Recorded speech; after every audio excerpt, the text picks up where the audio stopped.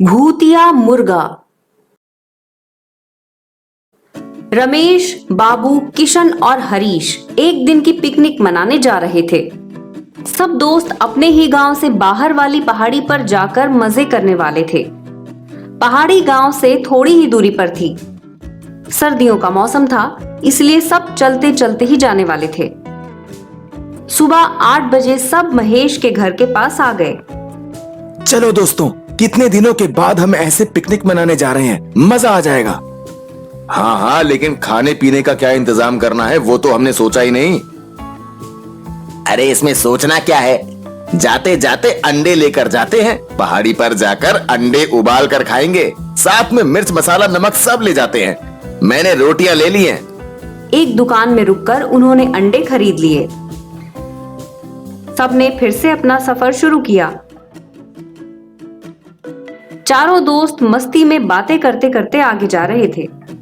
चारों गांव का रास्ता छोड़कर एक सुनसान मोड़ पर मुड़ गए। अचानक रमेश चलते चलते रुक गया। उसने कहा, रुको, मैंने अभी अभी यहाँ किसी मुर्गे की आवाज सुनी। क्या? अरे इस सुनसान जगह पर कोई मुर्गा कैसे आएगा? लगता है तुम्हें अंडे नहीं मुर्गा खाना है, इसलिए तुम्हें मुर्गे की आवाज सुनाई दे रही है। रमेश की बात को मजाक समझकर सब फिर से चलने लगे। फिर से रमेश को किसी मुर्गे की आवाज सुनाई दी। वो फिर से रुक गया। मैंने फिर से मुर्गे की आवाज सुनी, जरूर यहाँ कोई मुर्गा है। तभी मुर्गे की जोर से आवाज आई। इस बार बाकी सबने भी मुर्गे की आवाज सुनी। सबने उस आवाज की तरफ ढूंढना शुरू किया। वहां बहुत सारे पेड़ थे, इस वजह से मुर्गा नजर में नहीं आ रहा था। बाबू घास में जाकर ढूंढने लगा।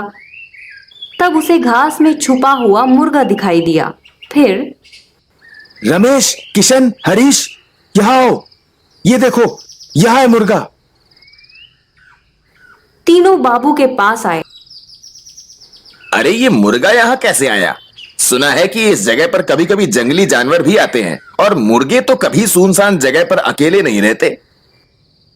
अरे छोड़ो ना, ये सोचो कि अगर हम इस मुर्गे को अपने साथ ले जाएं तो हमारी तो मस्त पार्टी हो जाएगी।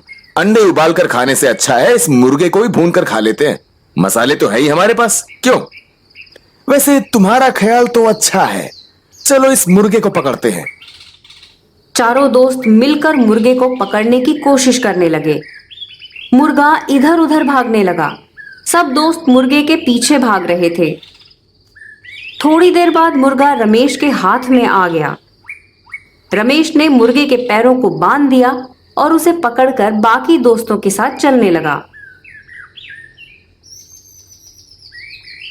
थोड़ी देर बाद सब पहाड़ी पर पहुंच गए।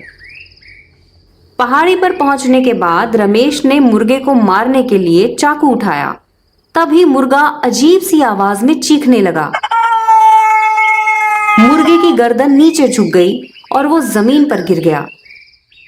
मुर्गे की ऐसी हालत देखकर, अरे इस मुर्गे को क्या हुआ? ये तो मारने से पहले ही जमीन पर गिर गया। लगता है मरने के डर से इसे हार्ट अटैक आ गया होगा। रमेश ने मुर्गे को काट डाला। रमेश मुर्गे को साफ करने लगा। तब तक बाबू, हरीश और किशन ने आग जलाने का इंतजाम किया और फिर सब ने मिलकर मुर्गे को मिर्च मसाला लगाकर भूनने के लिए आग पर रख दिया। जब तक मुर्गा भुन रहा था, सब फिर से बातें करने लगे। तभी अचानक हवा में ठंड बढ़ गई। ठंडी हवा से बचने के लिए सब दोस्त आग पर हाथ सेकने लगे। तब उन्हें फिर से मुर्गे की आवाज सुनाई देने लगी। चारों दोस्त चौंक गए। अरे फिर से मुर्गों की आवाज यहाँ से आ रही है। मुर्गे की आवाज सुनकर सब चौंक गए। सब इधर उधर देखने लगे, लेकिन मुर्गा कहीं नहीं था, सिर्फ मुर्गे की आवाज आ रही थी।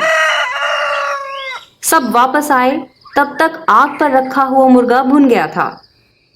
सबने मिलकर उसे खाना शुरू किया, लेकिन जैसे ही उन्होंने पहला निवाला लिया, उसे थूक दिया।